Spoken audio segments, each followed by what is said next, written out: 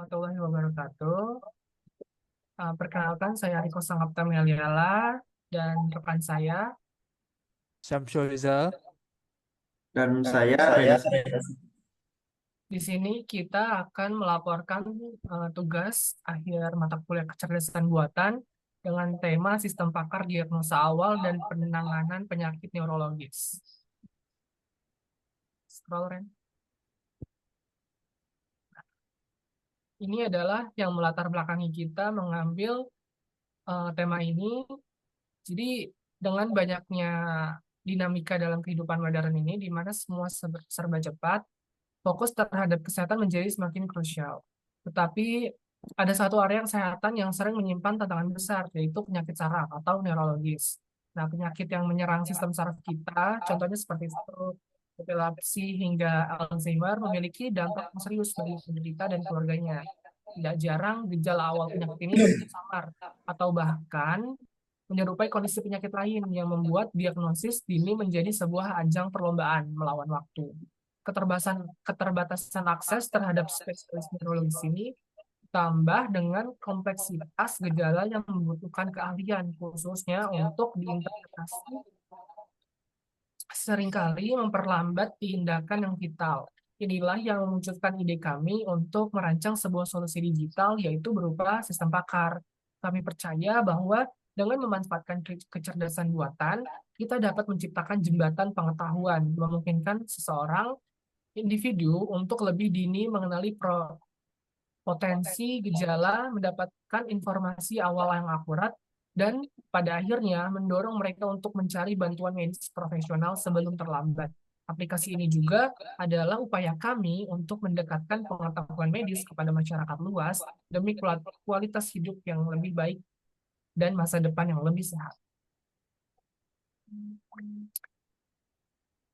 Nah, di sini ada basis pengetahuan yang digunakan. Dalam sebuah sistem pakar, peran basis pengetahuan sangatlah vital. Ia adalah otak yang memungkinkan sistem berpikir dan mengambil keputusan layaknya seorang dokter yang berpengalaman. Pada aplikasi ini, basis pengetahuan berisi kumpulan informasi yang mendalam dan struktur mengenai berbagai penyakit neurologis, mulai dari kondisi umum seperti migrain, kronis, hingga gangguan kompleks seperti Parkinson dan multiple sclerosis. Kami membayangkan basis pengetahuan ini sebagai sebuah perpustakaan digital yang lengkap. Setiap buku di dalamnya tidak hanya menemukan nama penyakit, tetapi juga menjelaskan secara rinci penyebab yang mungkin terjadi mulai dari faktor genetik, gaya hidup, cedera fisik, hingga infeksi. Yang paling penting, perpustakaan ini juga mencatat berbagai gejala yang khas untuk tiap penyakit, termasuk variasi tingkat keparahan dan frekuensi kemunculannya. Informasi tersebut kami susun secara cermat berdasarkan sumber-sumber terpercaya seperti literatur medis, jurnal ilmiah terkini, dan bila memungkinkan hasil konsultasi langsung dengan dokter spesialis saraf. Semua pengetahuan ini kemudian dikonversi ke dalam format yang dapat dipahami oleh mesin, salah satunya dengan pendekatan aturan berbasis logika jika maka if then. Pendekatan ini memungkinkan aplikasi meniru proses berpikir seorang ahli, sehingga mampu memberikan saran atau diagnosa awal yang akurat dan dapat dipertanggungjawabkan secara ilmiah, seperti gambar yang ada di bawah. Bisa di zoom sedikit.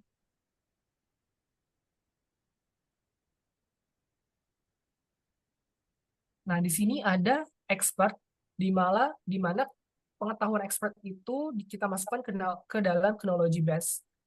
Nah, si knowledge base ini akan diproses oleh inference engine yang akan dilihat oleh user interface akan ditampilkan di user interface lalu dilihat oleh user.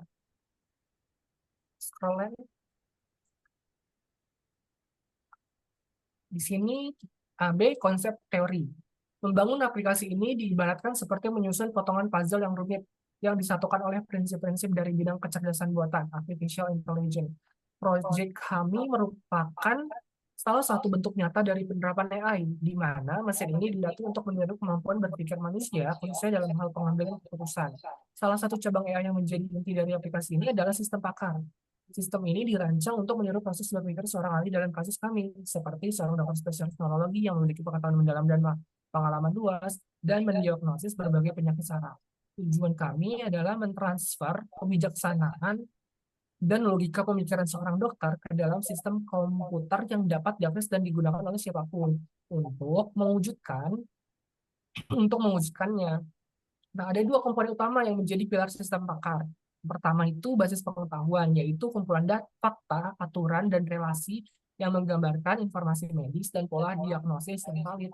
Yang kedua, ada mesin inferensi, yaitu mekanisme logis yang menganalisis data. Misalnya, gejala yang dimasukkan pengguna, terus mencocokkannya dengan basis pengetahuan dan menyimpulkan kemungkinan diagnosisnya.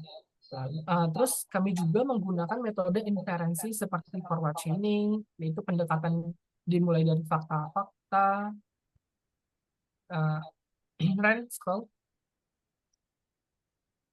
KT, KTA atau gejala yang diketahui dan bergerak maju untuk menarik kesimpulan.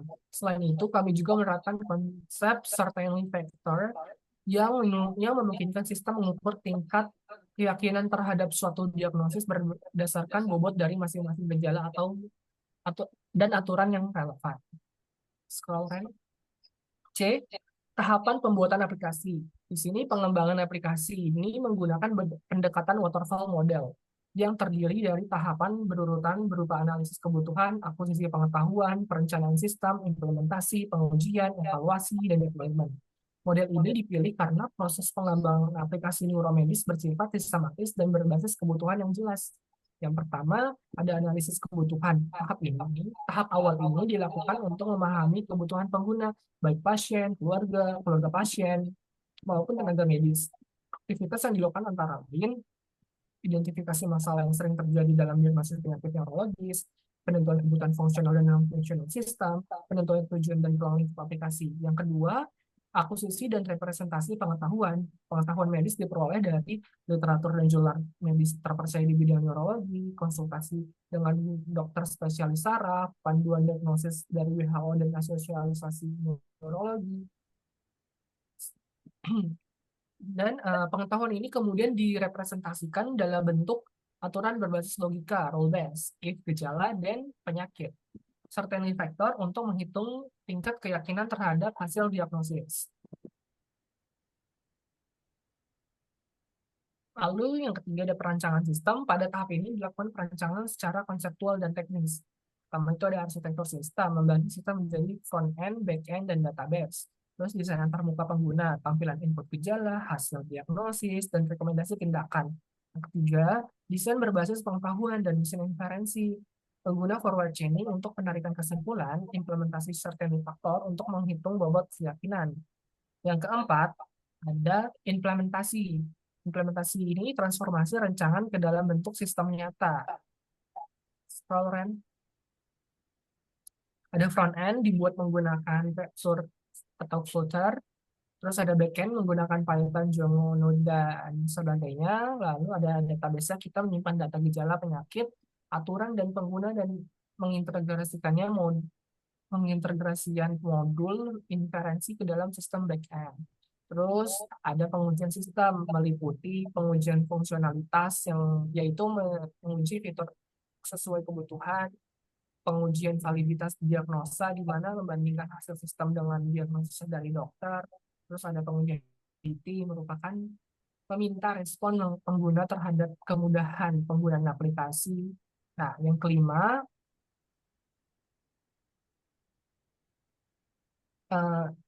sudah cukup, nanti akan dilanjutkan oleh teman saya. Oke, baik. Saya izin masuk untuk melanjutkan penjelasan materi kami. Selanjutnya masuk di evaluasi dan revisi. Evaluasi ini dilakukan terhadap hasil pengujian dari perbaikan pada aturan inferensi jika ditemukan ketidaksesuaian penyelesaian UX berdasarkan masukan pengguna, perluasan basis pengetahuan jika kita menemukan penyakit yang belum tercakup. Keenam ada deployment dan pemeliharaan.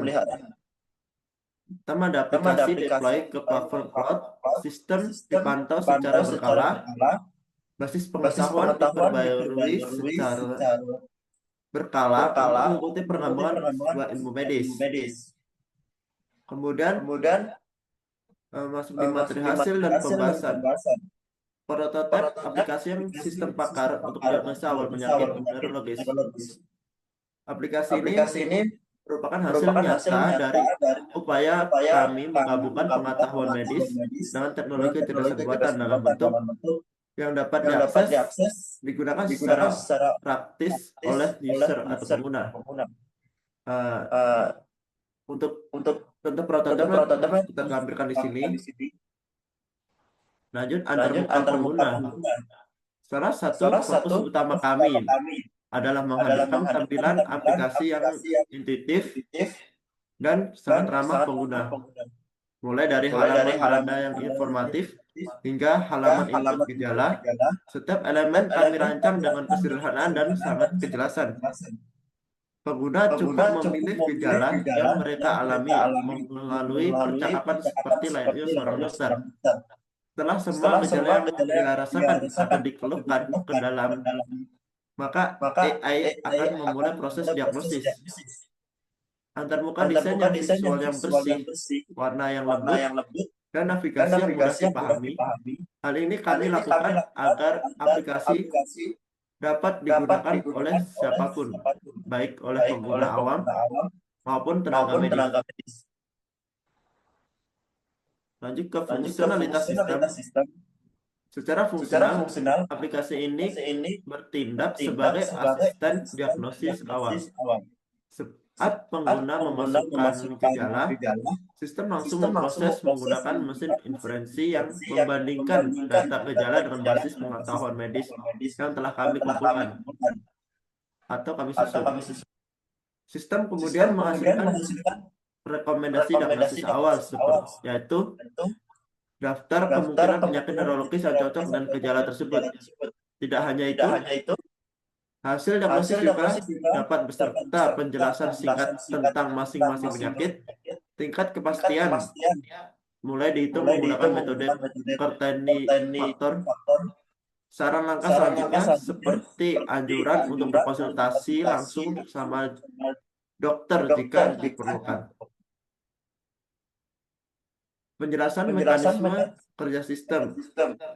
Ini untuk membantu pengguna atau penguji sistem memahami bagaimana proses kerja dilakukan. Di balik layar, kami menyertakan desain alur sistem berupa flowchart. Flowchart dimulai dari from mulai, lalu user input set, lalu dari user input set lanjut ke ekstrak keyword gejala. Dari ekstrak keyword gejala, sistem akan menganalisis berdasarkan rule if then. Dari hasil analisis tersebut, sistem akan mendeteksi gejala yang dikenali. Kemudian akan ditampilkan diagnosis awal atau saran medis. Lalu cara kerja sistem selesai. Lanjut ke diagram UML. Kan akan dilanjutkan oleh teman saya. Udah, Ren, udah.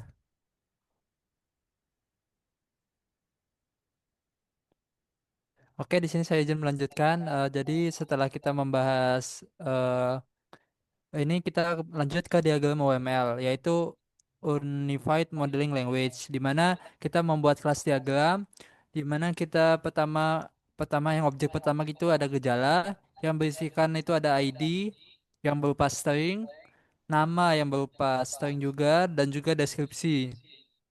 Lalu dari gejala itu nyambung ke penyakit. Yang penyakit berisikan ID, berisikan string, nama juga berisikan string, penjelasan juga string, solusi juga string.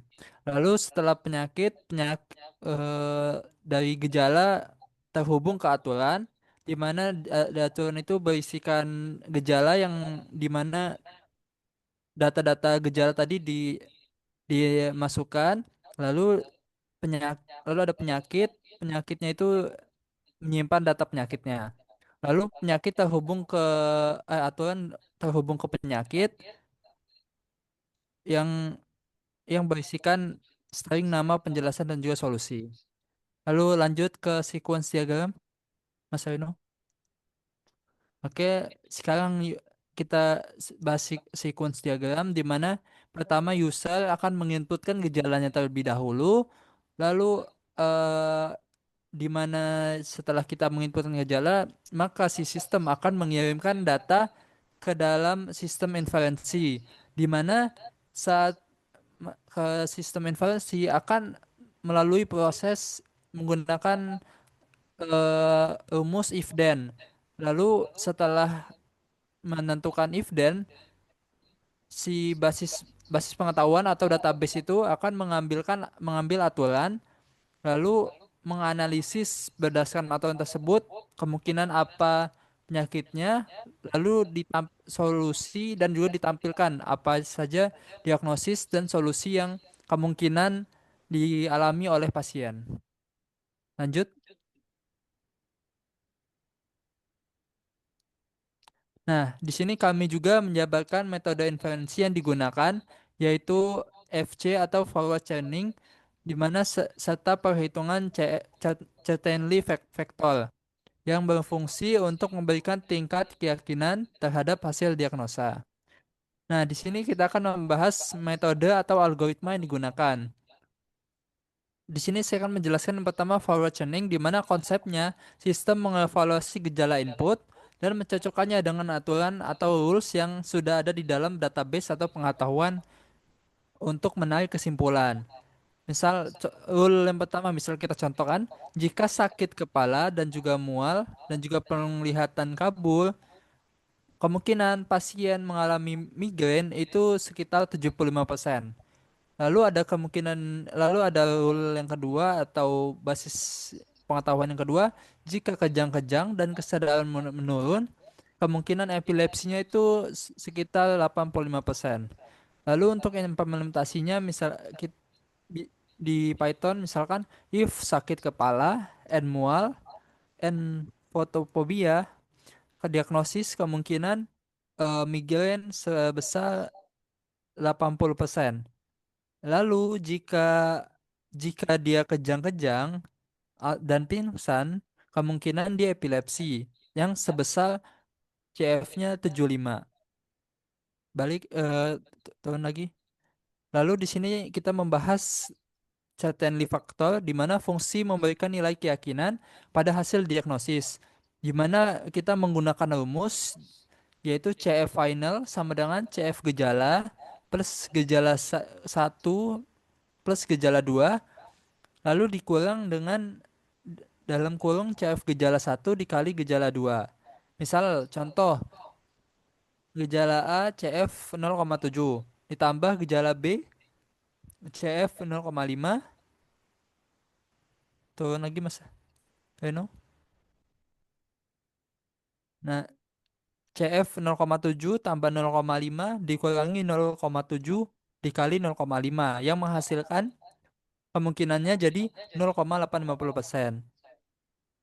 Lalu sekarang lanjut ke basis pengetahuan atau ke knowledge base kami, yaitu dibangun berdasarkan konsultasi dengan ahli yang neurologi atau literatur literatur medis yang berisikan daftar gejala, daftar penyakit neurologis, dan juga aturan hubungan gejala penyakit.